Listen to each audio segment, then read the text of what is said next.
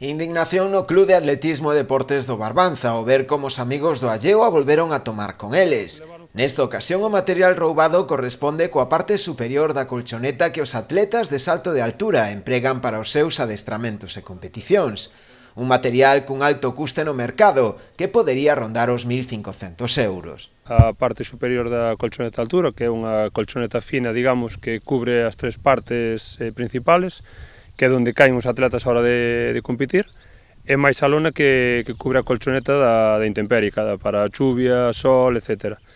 E, por desgracia, é un material esencial tanto para adestramentos e, sobre todo, para competicións, porque sin ese material non se pode utilizar a colchoneta en condicións.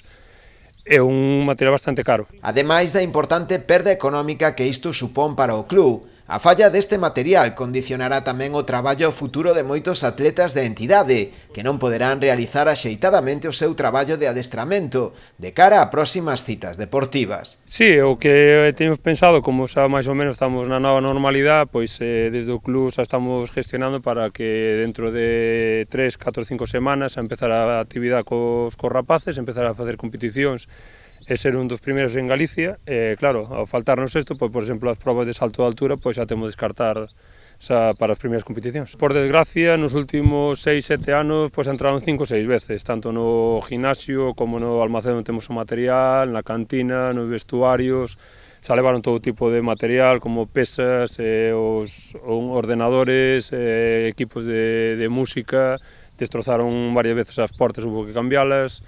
Nada, o que queremos é que polo menos que se poñan unhas cámaras de vigilancia e polo menos ter seguridade a xente que entra e poder ter un pouco controlado, porque senón todos os anos se ter que gastar cartos en comprar material novo, preocuparse se o temos para poder utilizar as actividades ou as competicións, pois é unha pena. Dende o club entenden que o roubo tivo que ser realizado por máis dunha persoa, debido ás dimensións e o peso do material roubado, e o feito de ter que desprazalas posteriormente fora do estadio. A manobra debeuse de efectuar ademais con gran rapidez, empregando un elemento cortante para desprenderse das ataduras. Realizada a correspondente denuncia, a Garda Civil iniciou xa unha investigación para dar co paradoiro dos posibles autores da sustracción.